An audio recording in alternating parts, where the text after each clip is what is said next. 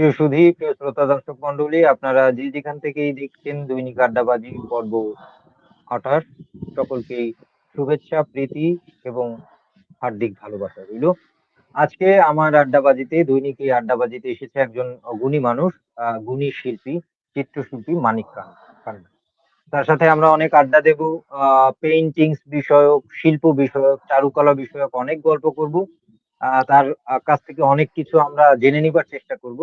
তো যে যেখান থেকে যে অবস্থায় যুক্ত হয়েছেন, আজকের যে অতিথি মানিক কান্ডার, তার কাছে কোনো প্রশ্ন থাকলে, জানতে চাওয়া, ভালো লাগা মন্দ লাগা থাকলে মন্তব্যের ঘরে লিখে জানাবেন। আমি তুলে ধরবো আজকের সম্মানিত অতিথির কাছে। তো আমার এই আড্ডাবাজির প্রতিদিনকার প্রথমের শুরুর একটা পরিচিতির মাধ্যমে, অতিথির পরিচিতির মাধ্যমে শুরু করি, চলে যাচ্ছি আজকের অতিথির ছোট্ট একটা পরিচিতি। মানিক কান্ডার একজন চিত্রশিল্পী। শৈশবেই তার আঁকার হাতেখড়ি। এরপরে প্রথাগত পড়াশোনা করেন। এর পরবর্তীতে তিনি Indian art college Rabindra Bharati থেকে পেইন্টিংস বিষয়ে 1996 সালে পাশ করেন। কলেজ জীবন থেকেই কলকাতা শহরে প্রদর্শনী শুরু করেন এবং পরবর্তীতে দেশের বিভিন্ন প্রান্তে এবং দেশের বাইরে প্রদর্শনী করেছেন এবং এখনো চলছে। তার উল্লেখযোগ্য সিরিজগুলোর ভেতরে সিচুয়েশন, পারসেপশন ইত্যাদি। তার আহ, একক প্রদর্শনী হয়েছে পর্যন্ত একটা, এছাড়া অসংখ্য গ্রুপ এক্সিবিশনে অংশগ্রহণ করেছেন। তার পেইন্টিং দেশ ও দেশের বাইরে, যেমন আমেরিকা, ইংল্যান্ড, সিঙ্গাপুর সহ ইত্যাদি বিভিন্ন জায়গায় সংরক্ষিত আছে। তিনি জাতীয় ও আন্তর্জাতিক বিভিন্ন পুরস্কার পেয়েছেন। উল্লেখযোগ্য পুরস্কার: ক্যামলিন অ্যাওয়ার্ড, অতুল বোস অ্যাওয়ার্ড, রাজা রবি বর্মা অ্যাওয়ার্ড, রবীন্দ্রনাথ ট্যাগর অ্যাওয়ার্ড, শিল্পী সম্মাননা 2025। এছাড়াও তার ঝুলিতে অনেক অনেক পুরস্কার আছে, আমরা সবিস্তারে তার কাছে শুনবো। তো মানিক কান্ডার, আপনি কেমন আছেন এবং শ্রোতা দর্শকদের সাথে আপনার কুশল বিনিময় করুন। আমি আমি ভালো আছি। সবাইকে নমস্কার জানাচ্ছি আমার তরফ থেকে। বাংলাদেশের সবাইকে আমার নমস্কার, এবং আমাদের সঞ্চালক আমার নমস্কার জানাচ্ছি। সবাইকে নমস্কার জানাচ্ছি। জি, অনেক ধন্যবাদ। তো আমরা শ্রোতা দর্শক অনেকক্ষণ ধরেই অধীর, আমরাও বোধহয় একটু অনুষ্ঠান বা আড্ডাবাজি শুরু করতে দেরি করে ফেলেছি। তারা অধীর আগ্রহে আপনার কথা, আপনার মূল্যবান কথা শুনবার জন্যই রয়েছে। তো প্রথমেই আমার আড্ডাবাজিতে যেটা করি, যে শিল্পী বা যে গুণী মানুষটা থাকে, তার প্রথম সূচনাটা, যে কখন কিভাবে আপনার এই আঁকার পথ চলাটা শুরু হলো, সেই গল্পটা আমরা একটু শুনি আর কি। প্রথম প্রথম আমার আঁকা শুরু হয় মানে স্কুল লাইফ। স্কুল আচ্ছা। লাইফে ছোট ছোট প্রোগ্রাম গুলো স্কুলের হতো, যেমন রবীন্দ্র জয়ন্তী বা এরকম ধরনের জিনিসগুলো হতো। সেখানে সবাইকে বলতে ছবি আঁকার একটা চক দিয়ে বোর্ডের মধ্যে সেটা করার একটা মানে ছিল আর কি। কিন্তু কে করবে সেটা হ্যাঁ। নিয়ে একটা দ্বন্দ্ব ছিল। এটা কিন্তু আমি সাহস করে করতাম যে আমি যতটা পারি আমি করব। এইখানে আচ্ছা। শুরু হাতে করি। যখন দেখলো যে স্যাররাই দেখলো যে ভালো ছবি এঁকেছি, ভালো কিছু করেছে, তখন আমাকে উৎসাহ করলো, আর তুমি ছবি তো ভালো আঁকছো। তাছাড়া হুম। যে সমস্ত মানে পড়াশোনার ফাঁকে যে বিজ্ঞানের যে ছবিগুলো আঁকা বা অন্যান্য যে ছবিগুলো থাকে, সেগুলো অনেক স্টুডেন্টরা আমাকে দিয়ে করাবে, যেহেতু আমি পারতাম। তারপর থেকে ওই কলেজের স্কুলের যে হেডমাস্টার, উনি বললেন যে তোমার হাত তো অন্যরকম আছে, তুমি একবার আর্ট কলেজে ভর্তি দিতে যাবে। সেটা মাথার মধ্যে ঢুকেছিল। আচ্ছা। শিল্প চর্চা নিয়মিত করে যাচ্ছি, কারণ যেখান থেকে আমি উঠে এসেছি সেটা একেবারে প্রত্যন্ত গ্রাম। এখানে ছবি ছবি আঁকার যে চলটা সেটা কিন্তু নেই ওখানে। আচ্ছা। মানে একদম গ্রাম, মানে চাষাবাদ, যেখানে চাষাবাদ, মাটির রাস্তা, অনেকটা কাদা পিটিয়ে পিটিয়ে স্কুলে যেতে হতো। তো সেখান থেকে ছবি আঁকাটা মানে কেউ ভাবতেও পারছে না। তো সেটাকে আমি পেরিয়েছি। যখন দেখলাম যে এখানে একটা উৎসাহ পাচ্ছি, তখন বাবাকে আচ্ছা, বলে আমি এখন বললাম এই যে এখানে। উৎসাহের জায়গা থেকে একটু আরেকটু জেনে নিই। সেটা হচ্ছে, ছোটবেলায় তো মনের আনন্দে বা কারো ভালো লাগে তাই করছেন, মানে কখন মনে হলো যে এই ছবি আঁকাটাই আমার গোটা জীবন জুড়ে, এটাই আমি করতে চাই, কখন উপলব্ধি করলেন এই ব্যাপারটা? এই উপলব্ধিটা মাধ্যমিক মাধ্যমিকের সময়। মাধ্যমিক যখন পাশ মাধ্যমিকের করবো সময়। না, তখন ক্লাস 9, হ্যাঁ হ্যাঁ, তখন এই আচ্ছা, আচ্ছা। উপলব্ধিটা একদম পুরোপুরি চলে এসেছে। আচ্ছা, আচ্ছা, আচ্ছা। তো উপলব্ধি চলে এলো। আপনি তো যেহেতু প্রথাগত যে জেনারেল পড়াশোনা সেটার দিকে ঝুঁকে পড়লেন এবং করলেন। তো এরপরে বিশ্বভারতীতে আপনার পড়াশোনা করে পেইন্টিংস এর মোটামুটি একটা ওটা তো থাকে একটা প্রাথমিক জ্ঞান। একটা পুরোপুরি একাডেমিক আরকি ছবি আঁকার বা চারুকলার ব্যাপারে আপনার ধারণা এলো। নাকি আমি কি ঠিক বলেছি? হ্যাঁ, হ্যাঁ, ঠিক আছে। এ আচ্ছা, ধারণাটা আচ্ছা। তো মানে হুম, ধারণাটা আমার যেটা হচ্ছে যে আমি তো বুঝতে পারছি না যে কিভাবে এই ছবিটা আঁকবো, কিভাবে কি করব বা কলেজে হ্যাঁ, হ্যাঁ। কলকাতায় আঁকতে গেলে সেখানে কি করতে হবে। সেটা সেই হুম, ধারণাটা আমি একজন টিচারকে খুঁজে পেয়েছি। উনি গভর্নমেন্ট আর্ট কলেজে কমপ্লিট করেননি কিন্তু ওখানে পড়েছিলেন। সেই ধারণাটা উনি দিয়েছিলেন। হুম। তো সেখান থেকে আচ্ছা, আচ্ছা। সেই ধারণাটা থেকে কি করতে হবে উনি সমস্ত প্রসেসটা কলকাতা নিয়ে গিয়ে আমাকে দেখিয়েছিলেন। মিউজিয়াম দেখালেন, আচ্ছা, কলেজ আচ্ছা। দেখালেন, কোথায় স্টাডি করতে হবে, কোথায় কি করতে হবে সমস্ত জিনিস বোঝালেন। তারপরে আচ্ছা, আচ্ছা। আসা যাওয়া করতাম। করতে দেখলাম খুব অসুবিধা হচ্ছে। আঁকা পড়া দুটো একসঙ্গে খুব চাপ হয়ে যাচ্ছে। মানে আঁকার দিকে নজর দিলে পড়াটা হচ্ছে না, পড়ার দিকে নজর এই করে চলছে। তখন কি করলাম, হ্যাঁ, বাড়িতে বলে আমি কলকাতায় চলে এলাম। কলকাতায় এসে ১ম এ আচ্ছা। কোথাও থাকার জায়গা নেই। একটা গেঞ্জি হুম, কারখানায় থাকি। হুম, গেঞ্জি কারখানাতে সেখানে রাতে থাকা কোনো দিনের কোনো থাকার কোনো স্কিম নেই। কারণ থাকলে ওখানে পয়সা দিতে হবে। সেজন্য কি করতাম হুম, রাতে ছুটি নিতাম, সারাদিন এদিকে ওদিকে কাজ করে বেড়াতাম। তারপরে বিভিন্ন স্টাডি-টাডি করে সেখান থেকে কলেজে পরীক্ষা দেওয়ার পরে চান্স পাই। তারপরে কলেজে প্রথাগত আচ্ছা, আচ্ছা। শিক্ষার মধ্যে ঢুকে যে আনন্দটা পেলাম, সেটা হচ্ছে সবথেকে আমার কাছে বড় জিনিস লাগলো যেটা খুব আনন্দদায়ক। কারণ কলেজের ব্যাপারটাই পুরো পরিবেশটাই তো অন্যরকম। সেজন্য ওই হুম, পরিবেশটা হুম, আমাকে হুম। খুব আনন্দ দিয়েছে। আচ্ছা, আচ্ছা। তার মানে কি বলে এই শুরুটার গল্পে অনেক প্রতিবন্ধকতা এবং অনেক বাধা পেরিয়েই অনেক এখানে প্রতিবন্ধক। সবারই আসতে হয়। তো আপনার struggle টা একটু অন্যরকম ব্যাপারে যে থাকার জায়গা নেই, কোথায় থাকবেন, কি করবেন?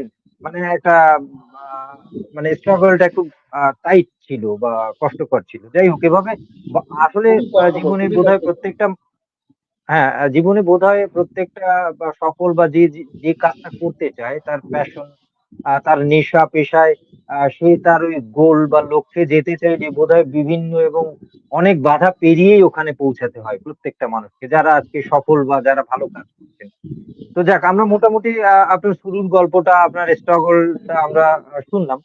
এখন আমরা একটু আ শিল্পের ব্যাপারে আলাপে যাই। আমি আপনার পেইন্টিং যতদূর দেখেছি বা যতগুলো দেখার সৌভাগ্য হয়েছে, আপনার সাথে আলাপ করে বা আপনার ব্যাপারে ছোটখাটো স্টাডি করে যা জানতে পেরেছি, আপনি বিমূর্ত নিয়ে কাজ করতে খুব পছন্দ করেন।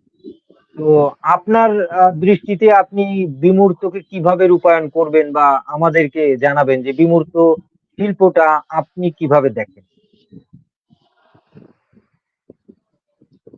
এখানে একটা কথা বলার আছে আমার যেটা হচ্ছে বিমূর্তটা আ কিছু চট করে আসে না।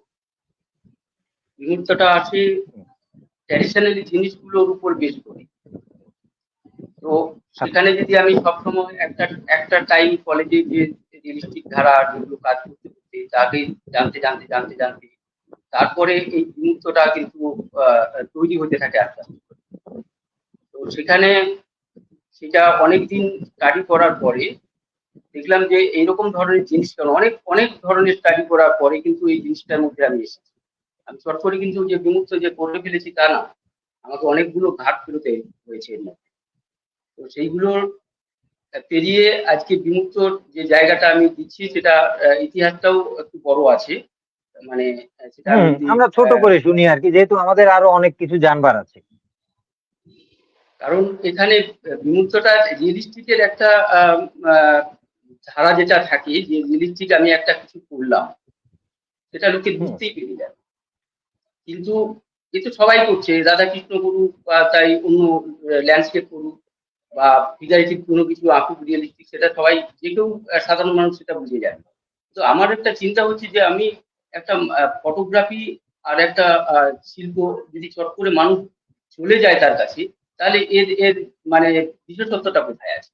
তখন সেটাকে কি করলাম, অ্যা আমি ওটাকে ভাঙতে শুরু করলাম।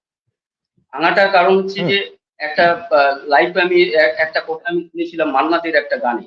উনি বলেছিলেন যে এদিকে আমি যে গানটা গাইবো সেখানে আহ, আহ, সুরেলা গলা, তোমার এর আছে, আহ, কি বলে,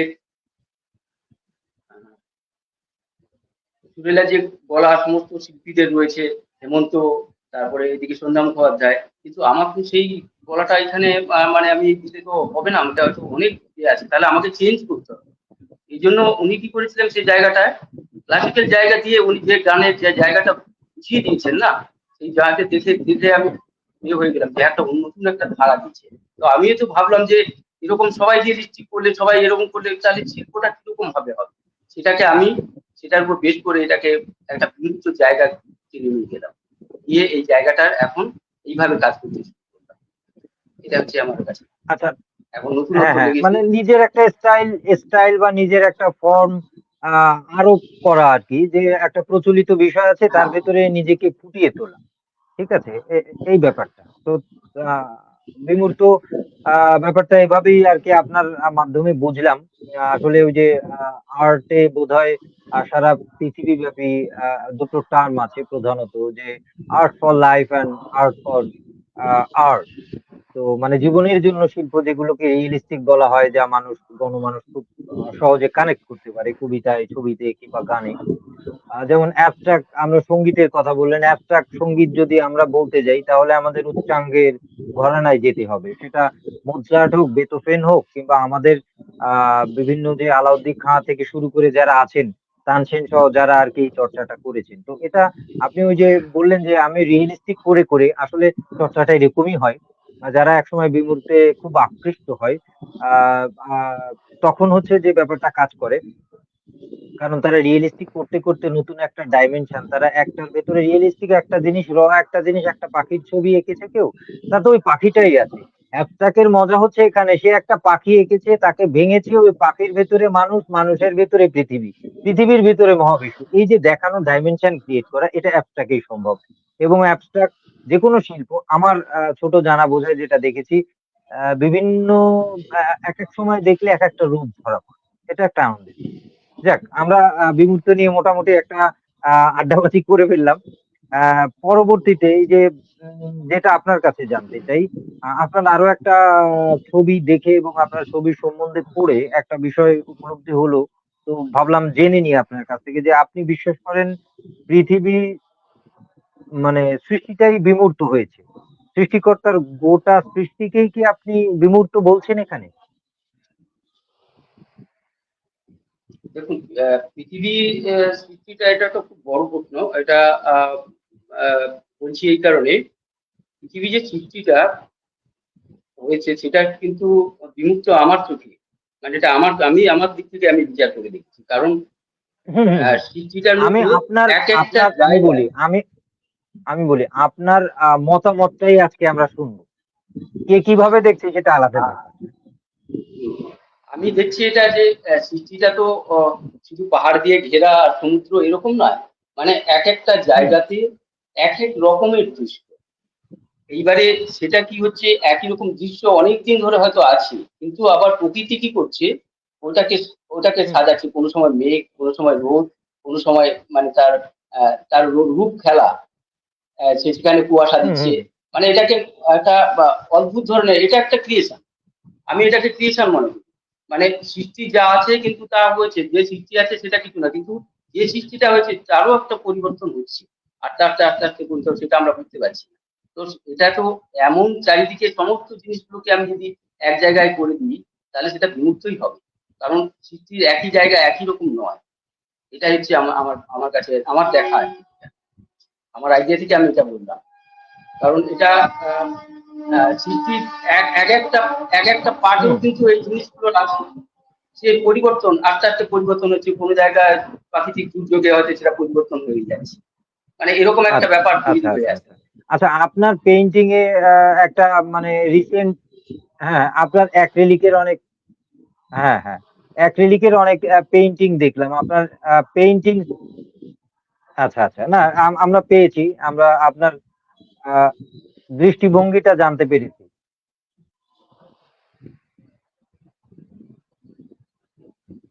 হ্যালো।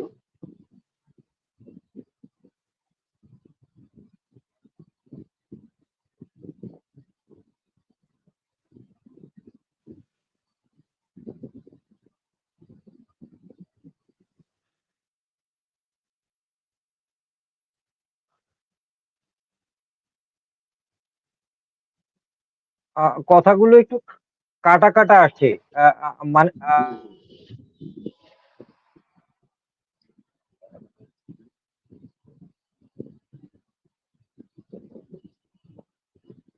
হ্যালো।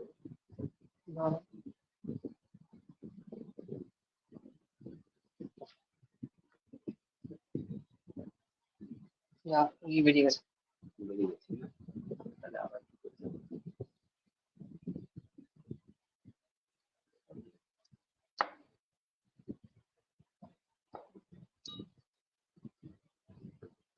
কি করতে হবে?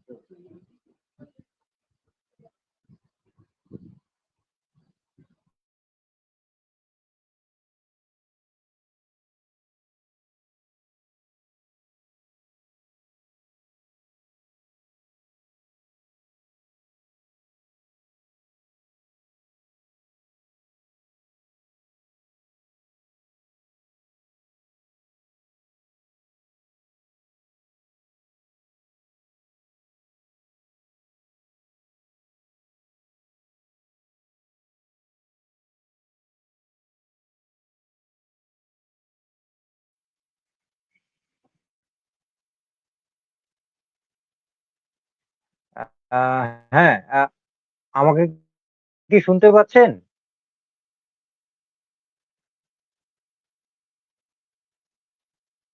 আপনার মাইক্রোফোনটা বোধহয় মিউট হয়ে গিয়েছে। আমি শুনতে পাচ্ছি না আপনার। হ্যাঁ, দুঃখিত। বোধহয় একটু গোলযোগ হয়ে গিয়েছিল। আমরা আমরা ছিলাম হচ্ছে হ্যাঁ, হ্যাঁ, হ্যাঁ। আমি আপনার কথা বেশ বা কিছুদূর শুনতে পেরেছি। পরে আরকি তো মোটামুটি একটু ধারণা পেলাম যে আপনার এই যে আ মানে কি বলে? এ এ এ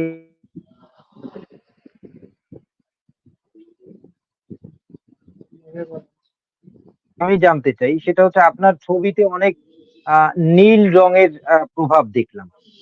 বা আমি যতদূর আরকি দেখেছি যে বিস্তর নীল রঙের প্রভাব আছে। তো এই নীল রং নিয়ে আপনার কি কোনো কারণ একজন শিল্পীর কাছে আ রং কিন্তু কথা বলে।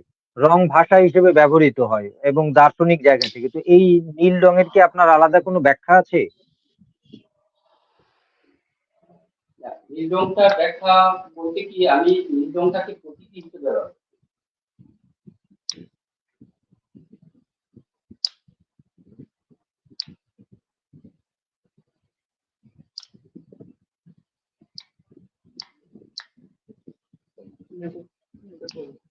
তোমার ঠিক আছে।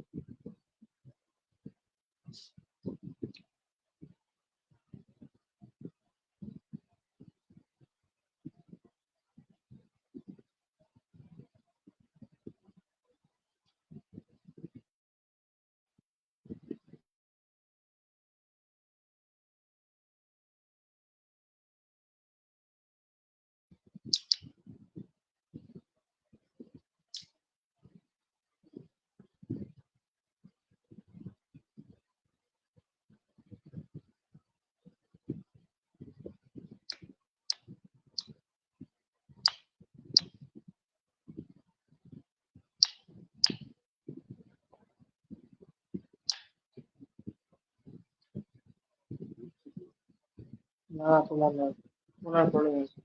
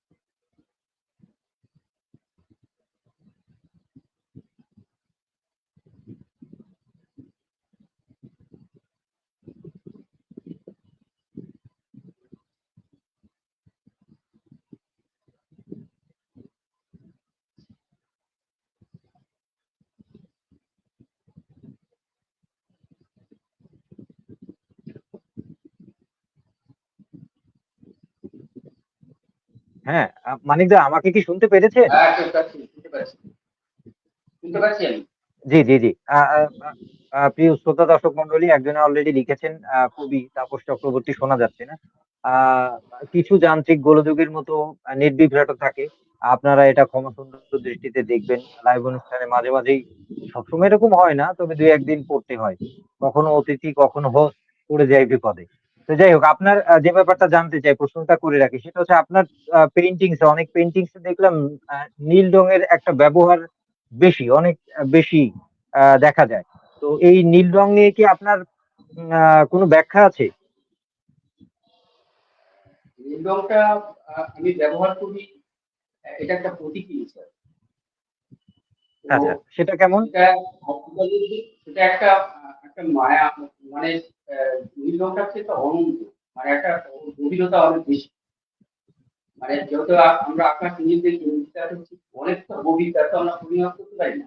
আমি চাই গভীরতা থেকে জিনিসটাকে দেখতে, সেখানে একটা মায়া তৈরি হয়। আর সেই মায়াটা আমাকে আমাকে মুগ্ধ করে। সেই মায়ার থেকে আমি প্রতীকী হিসাবে কোনো কিছু একটা বস্তু বা এটাকে আমি বোঝানোর চেষ্টা করি। তার জন্য নীল রংটা আমি বেশি ব্যবহার করি। আচ্ছা, তার মানে নীল রংটা আপনার প্রধানত এই মায়ার বিস্তার ঘটানোর জন্য নীলের ব্যবহারটা আমরা বেশি দেখতে পাই। একটা প্রতীকী হিসাবে আমি ব্যবহার করি। তো হ্যাঁ, হ্যাঁ, হ্যাঁ। তো আ শ্রোতা দর্শক মন্ডলী, আপনারা যে যেখান থেকেই দেখছেন কিংবা মাঝে, মাঝে ঢু মেরে যাচ্ছেন, আপনারা দেখছেন দৈনিক আড্ডাবাজি পর্ব ২৮। আমার সাথে আছেন একজন চিত্রশিল্পী মানিক কান্ডার। তার সাথে আলাপচারিতা করছি। ফাঁকে, ফাঁকে নেট বিভ্রাটেই আ ফেঁসে যাচ্ছি। কখনো আমি, কখনো সে। তো এগুলো আপনারা ক্ষমাসুন্দর দৃষ্টিতে দেখবেন। আ সবকিছু ছাপিয়ে তবুও আমরা বলবার চেষ্টা করছি সুন্দরের কথা, আ আ শিল্পের কথা। আশা করছি আপনারা এইসব আ এড়িয়ে, আমরা যেমন এই সবকিছু এড়িয়ে আপনাদের কাছে বলবার চেষ্টা করছি গানের কথা, শিল্পের কথা। আমিও মনে করি যে আপনারাও এই ধরনের গোলযোগ এবং যান্ত্রিক গোলযোগ ক্ষমাসুন্দর দৃষ্টিতে দেখে এড়িয়ে আমাদের সাথেই থাকবেন। তো যাই হোক, আছে মানিক কান্ডা, তার কাছে কোনো জানতে চাওয়া, ভালো লাগা, মন্দ লাগা থাকলে মন্তব্যের ঘরে লিখে জানান। আমি তুলে ধরবো আজকের অতিথির কাছে। শুনে নেব তার কাছ থেকে সেই সব প্রশ্নের উত্তর। এখন যে ব্যাপারটা একটু জানতে চাই যে একজন শিল্পী, সেটা শিল্পী হতে পারে, চিত্রশিল্পী, কবি, গায়ক, যে এক্সপেরিমেন্টাল কাজ কতটা গুরুত্বপূর্ণ, এবং আপনি কি কোনো এক্সপেরিমেন্ট করেছেন কিনা আপনার কোনো কাজে? আরেকবার প্রশ্নটা বলুন। আচ্ছা, হুম। একজন চিত্রশিল্পী এক্সপেরিমেন্টাল এক্সপেরিমেন্ট। হ্যাঁ, নিরীক্ষাধর্মী, এক্সপেরিমেন্টাল। হ্যাঁ, একজন চিত্রশিল্পীকে তার এক্সপেরিমেন্টাল কাজ কিন্তু তাকে করতেই হবে। কারণ সৃষ্টির কোনখান থেকে কিরকম ভাবে তার সাবজেক্ট পাবে, সে সেটার জন্য তাকে কিন্তু অনেক ধরনের কাজ করতে হবে। তা নাহলে কিন্তু হুম, আ আ যখন একটা ছবি ভালো ছবি বের করতে যাবে, সেই একটা ধারাবাহিকতা থাকলে সেখানে কিন্তু সে পারবে না। তাকে অনেক কিছু জিনিস জানতে হলে সেখান থেকে টেনে সে নিয়ে এসে ওখানে কিন্তু সেই জায়গাটা জয়েন করে একটা ছবিকে ভালো রূপ দিতে পারে। এবং সেটা হবে অ্যা অনেক ধরনের যদি কাজ করা থাকে, তার সৃষ্টির কিন্তু কোনো প্রবলেম হবে না। যেকোনো উপায়ে সেখান থেকে কিন্তু বের করে দিতে পারে। যদি সেটা একটা অভিজ্ঞতা, এবং অনেক জিনিসকে ঘাঁটা এবং তার সঙ্গে পরিচয় হওয়াটা আমাদের শিল্পের ক্ষেত্রে একটা বড় কিন্তু নিদর্শন। না হলে কিন্তু শিল্পী যদি না খুঁটিয়ে দেখে, না কিছু যদি জানে, তার যদি এক্সপেরিয়েন্স না থাকে, সেই জায়গাগুলো কিন্তু সে কিন্তু ভালো করে ফুটিয়ে তুলতে পারবে না। কৃষির ক্ষেত্রে এটা তার ব্যাহত হবে। তখন সে এখান থেকে একটু দেখবে, ওখান থেকে একটু দেখবে, এই করে সে চলতে সৃষ্টি করবে। কিন্তু সেটা প্রকৃত সৃষ্টি কিন্তু হয় না। প্রকৃত সৃষ্টি হয় যখন শিল্পী তার নিজের ভেতর থেকে জিনিসগুলোকে ঠিকঠাক করে নিয়ে গিয়ে বের করে, তখন তার সৃষ্টিটা কিন্তু আসল জায়গা। আমি মনে করছি এটা। না হলে আচ্ছা, আচ্ছা। ইনস্ট্রুমেন্টাল যদি জায়গা না থাকে, সে কোনো মতেই কোনো কিছু করে উঠতে পারবে না। এটাই আমার আচ্ছা, কাছে তার মানে ব্যাপারটা হচ্ছে কিছুটা এরকম দাঁড়ালো যে আগে অবশ্যই বিভিন্ন আ কাজের কৌশল এবং বিভিন্ন কাজ সম্বন্ধে ভালো আইডিয়া থাকতে হবে, এবং তারপরে সে এক্সপেরিমেন্ট করলে ভালো ফল পাবে। তো মোটামুটি আর কি বুঝলাম আমার মতো করে। এরপরে আমরা পেইন্টিংস এ তো অনেক বেশি দেখি, শিল্প সাহিত্যের বিভিন্ন শাখায় এই যে বিভিন্ন ইজমের ব্যবহার দেখি, সুরিয়েলিজম, ইমপ্রেশনিজম, কিউবিজম, লাস্ট এই যে পৃথিবী বিখ্যাত শিল্পী ব্লাক কিংবা পিকাসো তারা করেছেন। তো এরকম ইজম নিয়ে কি আপনার কাজ করা হয়, স্পেসিফিক যে এই ইজমে আমি কাজটা করেছি বা এই জনরায়? তখন যে সময়টা আমি কিছুটা এগুলোর মধ্যে ঢুকেছিলাম টিভিতে, সেই কাজটা করতে করতে কিছুদিন করার পর আমাকে কিন্তু আর ক্রিয়েট করে, কারণ কোথাও একটা যেন মনে হচ্ছে কিছু ওইটাকে ছিটকে বেরিয়ে দিয়ে একটা অন্য কিছু করা, সেই সেটা কিন্তু সেই ছটফটানিতে আমার কিন্তু শুরু হয়ে গেছে।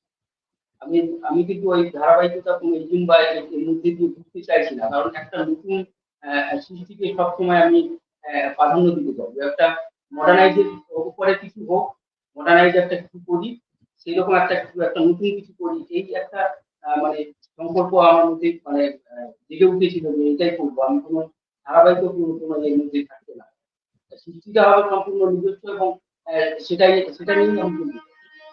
এইভাবেই আমি আস্তে আস্তে করে নিজেকে তৈরি করছি।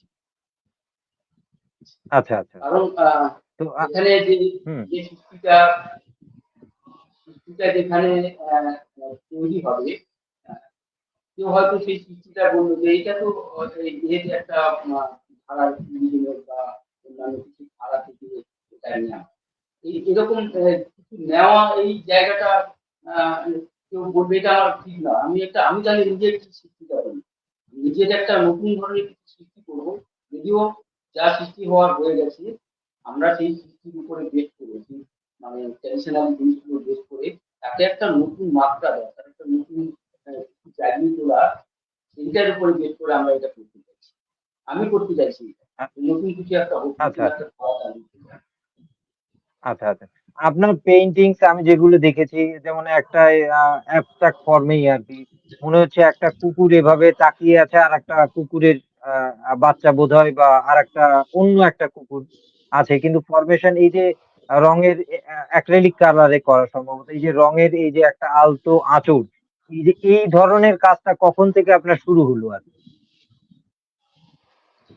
এটা শুরু হয়েছে আহ, আহ, একটা ইন্টারন্যাশনাল প্রোগ্রাম থেকে।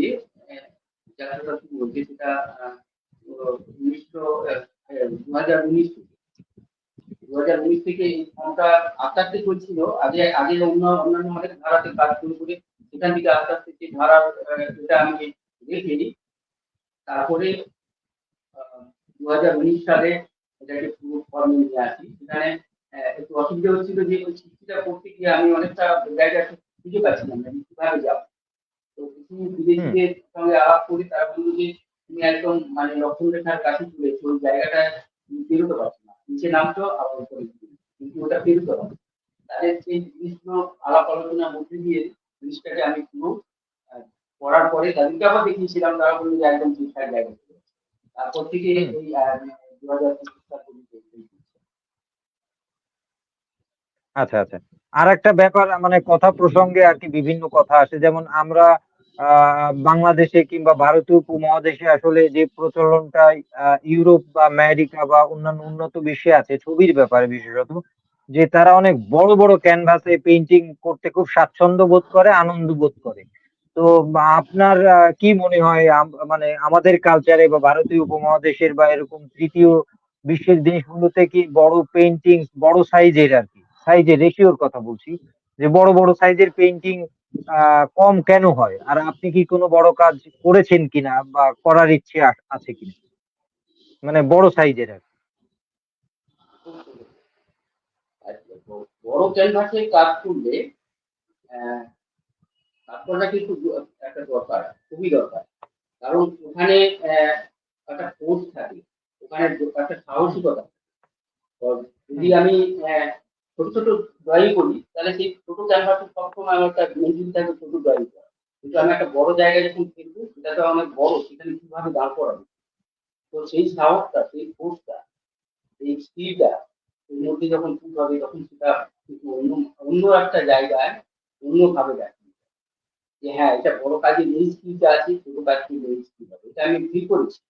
ছোট কাজ করতে যে অনেক খুঁটিনাটি করতে সেই ছোটর মধ্যে অনেক সময় চলে যাচ্ছে। কিন্তু একটা যখন বড় কাজ করছি, সেটা কিন্তু সেই ফোর্সটা অনেকটা বেশি কাজ করছে। অনেকটাই ফোর্স কাজ। হুম, এটা আমি একদম ঠিক করেছি। সুতরাং বড় কাজ আমি হুম, হুম। সবসময় ভালো বলব। বড় কাজটা এই কারণে অনেক কিছু করতে চায় না। এখন এডমিশন করতে গেলে তাকে ক্যারি করে নিয়ে যাওয়া, নিয়ে আসার যে একটা সমস্যা, সেটার জন্য অনেকে করতে চায়। কিন্তু বড় কাজের এটা খুবই দরকার। শিল্পীকে বড় কাজ করতেই হবে। এবং খুব ছোট, ছোট দরকার নেই। মোটামুটি ছোট বড় সব রকম। যা পেপার-টেপার যা হবে সবই করবে। কিন্তু বড় কাজের স্কিলটা সবথেকে মারাত্মক। সেটা আমি নিজে করে আচ্ছা। দেখেছি যে হ্যাঁ, বড় কাজ করা খুব আচ্ছা, আপনি আপনি তো স্কেচ, চারকোল, পেন্সিল, কলম, আ এবং মাধ্যম হিসেবে ওয়েল পেইন্টিং কিংবা অ্যাক্রিলিক নিয়ে এখন অনেক বেশি কাজ করছেন আপনার সাথে আলোচনা করে। মানে এই যে মাধ্যমগুলো এর ভিতরে কোন মাধ্যমটায় বেশি কমফোর্ট ফিল করেন? যে এটা নিয়ে আমার কাজ করতে আমি সবচেয়ে বেশি কমফোর্ট ফিল করি। অয়েল পেইন্টিং, অ্যাক্রিলিক পেইন্টিং, জল রং কোনটা? জল রংটা জল রংটা আমি করেছি। একসময় প্রচুর জল রং করেছি। মানে সাদা হ্যাঁ, জায়গায় আমি জল রং আরেকটু করা। যোগ করি। আমি ফাঁকে একটু যোগ করি। সেটা আমি আমি যতদূর জেনেছি আপনার বোধহয় ৪,০০০ এর মতো জল রঙের ছবি আছে। তো বোধহয় জল রঙের প্রতি একটু ভালোবাসা আছে। তারপরে এখন এখন কোন দিকে ভালোবাসা আছে আমরা একটু জেনে নিই যে জল রং, ও অ্যাক্রিলিক নাকি এখনো ওয়েল পেইন্টিং? আ এখনো আমি জল রঙের আছি। জল রং যখনই একটু সময় পাই জল রং করছি। মানে ওটা আমি ছাড়ছি না। ওটা আমার প্রিয় জিনিস। কিন্তু অ্যাক্রিলিকটা এখন আমার কাছে অনেকটাই ভালো লাগে। মানে সেজন্য ভালোবাসার জন্য আমি ওটা করেছি। অয়েলটা একটু সময় লাগে। আর আমাদের ওয়েদারে অয়েলটা একটু প্রবলেমও হয় বলে আমি অয়েলটা করছি। কিন্তু অ্যাক্রিলিক কালারটা আমি ভীষণ আচ্ছা। পছন্দ করি। হ্যাঁ, না এখন অনেকেই অ্যাক্রিলিক কালারের প্রতি ঝুঁকেছেন। আ সেটা হচ্ছে মূল ব্যাপারটা হয় কি ওয়েল পেইন্টিং ওই যে বললেন সময়। আ ওটা শুকানো এবং একটা দীর্ঘ প্রসেস এর ব্যাপার। আর অ্যাক্রিলিকে আমার যা মনে হয়েছে দেখে সেটা হচ্ছে অ্যাক্রিলিক খুব উজ্জ্বল একটা কালার, খুব গ্ল্যামারাস।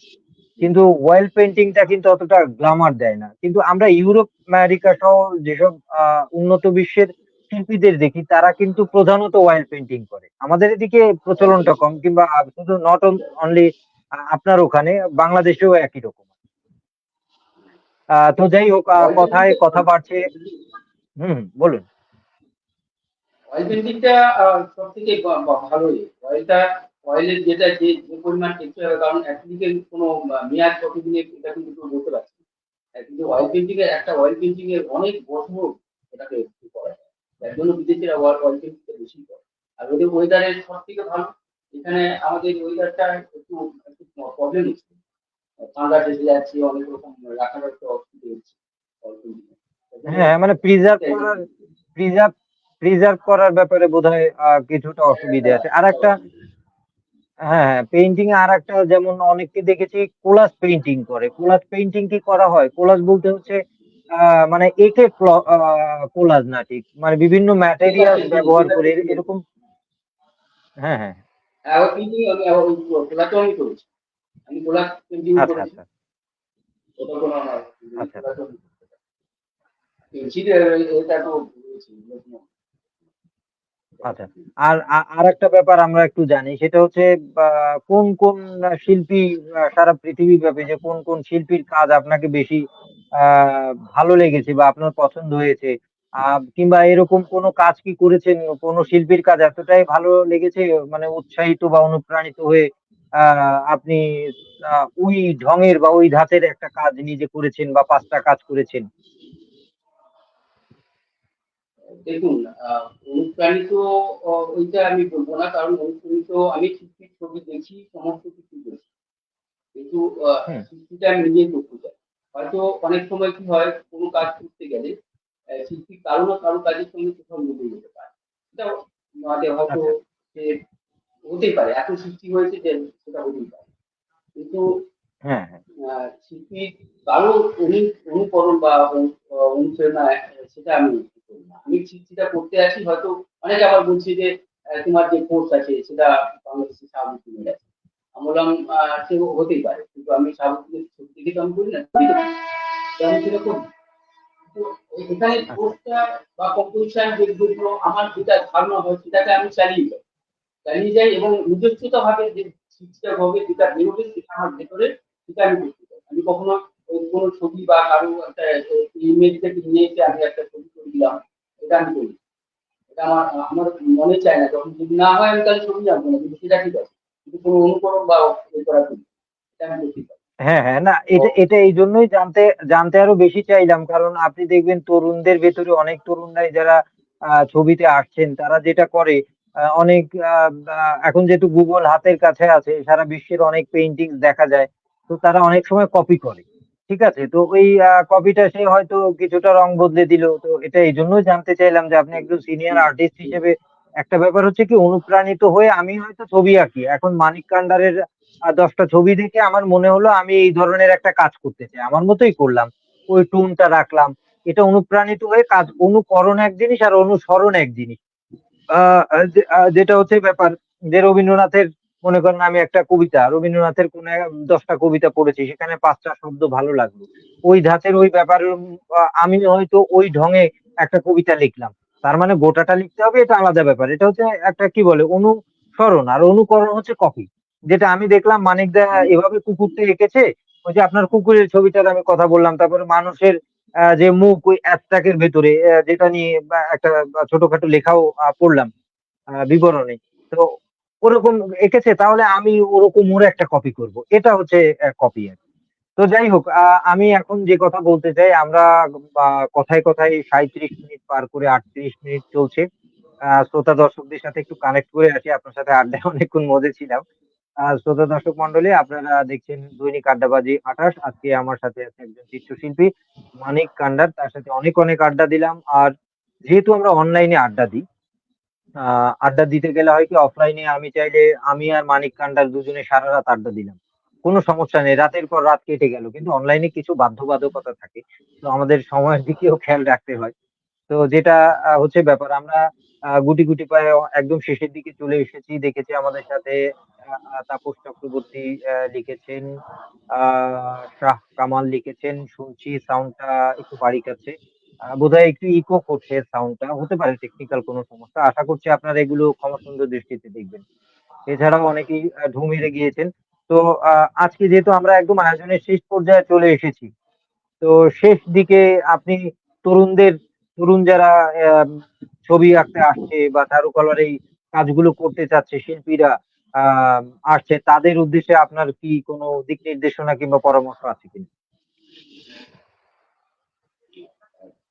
আর এটা ঠিক বলেছেন। তরুণরা যারা ছবি আঁকতে আসছে তারা কি করছে বেছে বেছে ছবিগুলো করতে চায়। আর দেখে দেখে ছবি করতে চায়। এই জায়গাটা নেট দেখে ছবি করা আর ছবিটার মধ্যে কোনো স্টাডি থাকছে না, কোনো মানে পরিশ্রম নেই, চিন্তা ভাবনা নেই। এই তরুণদের আচ্ছা, এই ইদানিং যে শিল্পীদের আমি দেখেছি এই কাজগুলো করতে আমি দেখেছি আমার নিজেরই খারাপ লাগে। কারণ শিল্পীটা করতে গেলে সম্পূর্ণ নিজস্ব জিনিস করতে হবে। কারো তার মানে কপি নিয়ে আমি শিল্পীকে বড় হতে পারবো না। এটা সম্ভব না। কারণ সে যদি কাজ পাল্টে যায় তাহলে ওরও কাজ পাল্টে যায়। একটা ধারাবাহিকতা থাকলে কাজের একটা চিন্তা ভাবনা থাকলে সে কিন্তু আস্তে আস্তে আস্তে আস্তে জায়গা পেয়ে যাবে। এখন শিল্পীরা কি করছে নেট থাকলো দেখে সেটাকে একটা কপি করে একটা এক্সিবিশন করে লাগিয়ে দিচ্ছে। কিন্তু ওটার দরকার নেই। অত এক্সিবিশনের দরকার নেই। আরেকটা কি এক্সিবিশন করতে গেলে এখানে একটা এক্সিবিশন করবে কাজ করার জন্য। এই জায়গাগুলো খুব খারাপ। কাজ যখন করবো আমি করেই যাবো। সেখানে যখন কাজ করতে করতে করতে করতে কোনো এক্সিবিশন হবে সেই কাজ থেকে আমি বেছে নিয়ে আমি তাকে এক্সিবিশন দেবো।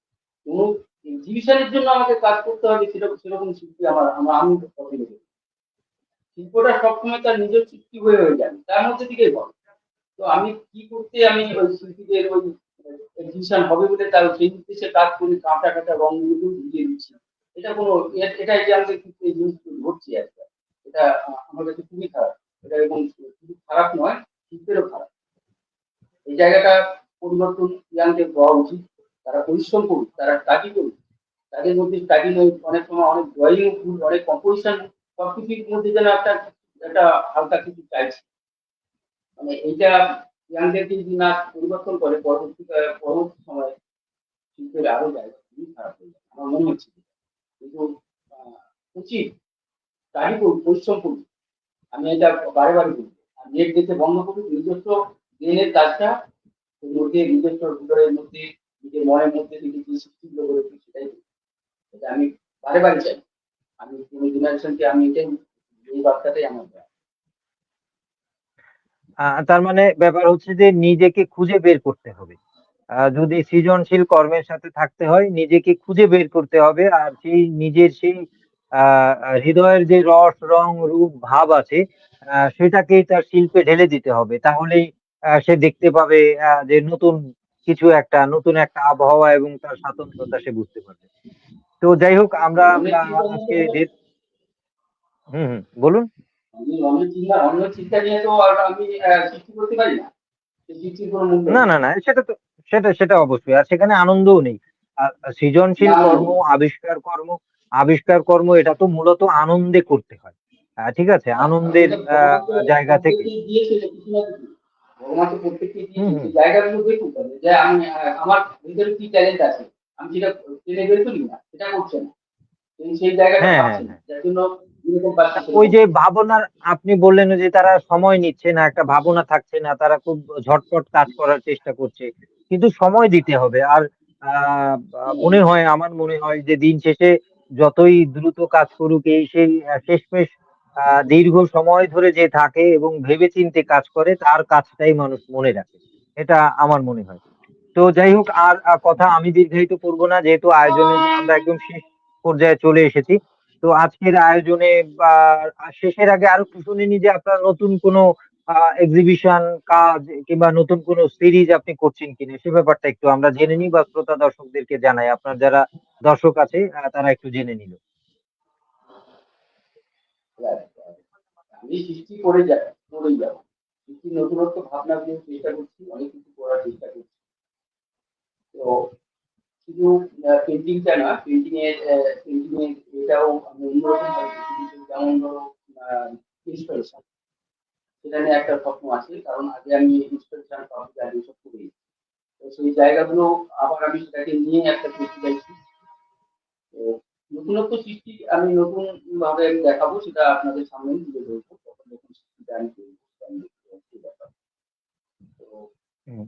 এখানে আহ, নতুন ভাবনা যেটা আমি এখন চাইছি আর কি মন চাইছে ইনস্টলেশন ইনস্টলেশনটা জন্য আমি চেষ্টা করছি যে কিভাবে এটাকে ওটা অনেক বড় জিনিস তো জিনিসটা বড় যার জন্য আমাকে অনেকটা সময় দিতে হবে সেটা নিয়েও একটা আচ্ছা, অনেক রকম চলছে কর্মযজ্ঞ চলছে ওটা তারপরে মাঝে মাঝে ইচ্ছে হয় যে পাবলিক আড্ডাটা আমি একটু করবো সাইড ভিডিও একটু করি এরকম একটা ইচ্ছে চাইছি কিন্তু এখন উপায় নেই অনেক কিছু মানে আত্মবিশ্বাসের মধ্যে দিয়ে আসে সেই জায়গাগুলোতে মানে ঠিক করতে হবে কিন্তু পেন্টিং শিল্পীরা সবসময় নতুনত্ব লেআউট আমি চেষ্টা করেছি যে কিভাবে ওটাকে আরো একটু অন্যরকম ভাবে দেখাচ্ছি আর একটু অন্যরকম ভাবে দেখাচ্ছি হ্যাঁ অনেক সাবজেক্ট আমি তো আমার তো মোডার্ন যুগের সমস্ত কাজগুলো আমি প্রকৃতি থেকে নিই কারেন্ট যে জায়গাগুলো আমাদের ঘটনাগুলি সব ঘটছে সেগুলো থেকে আমার সৃষ্টি আমি খুঁজে বেড়াই কোথায় কি হচ্ছে কোথায় কিরকম কি আছে কি হচ্ছে না হচ্ছে এগুলো কি তুলে ধরে আমার পেন্টিং এর মধ্যে আমি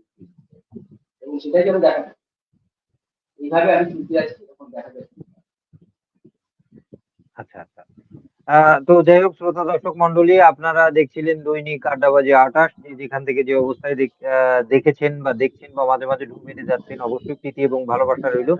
আর যেহেতু অনুষ্ঠানের একদম শেষ পর্যায়ে অতিথির কাছে চলে যাচ্ছি আজকের আয়োজনের বিদায়ী কথন বা বিদায়ী শুভেচ্ছা শ্রোতা দর্শকদের সাথে বিনিময় করবার জন্য। अभी तो कुछ काम कर रहा हूँ तो कहीं बाद में सारे गए আমাকে কি শুনতে পেরেছেন? মানে আজকের আয়োজনে শ্রোতাদের সাথে আপনার বিদায়ী কথন বিনিময় করুন।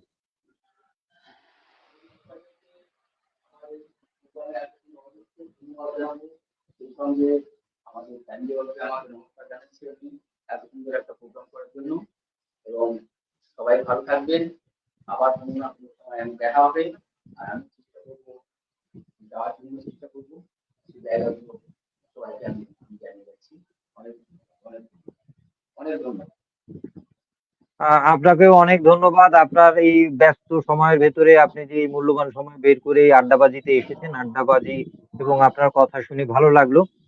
আশা করছি নতুন আয়োজনে নতুন কোনো বা আয়োজন হলে সেখানে আবার আপনার সাথে আড্ডা দেবার চেষ্টা করব। তো যাই হোক, আমি আর কথা বাড়াচ্ছি না। শ্রোতা দর্শক, আপনারা যে যেখান থেকেই দেখেছেন দৈনিক আড্ডাবাজি ২৮, আড্ডাবাজির নতুন পর্বে নতুন কোনো অতিথি নিয়ে আপনাদের সাথে দেখা হবে। সেই পর্যন্ত যে যেখানে যে অবস্থায় আছেন ভালো থাকবেন, সুস্থ থাকবেন, সত্য এবং সুন্দরের সাথে থাকবেন। এই বলে বিদায় নিচ্ছি। শুভরাত্রি।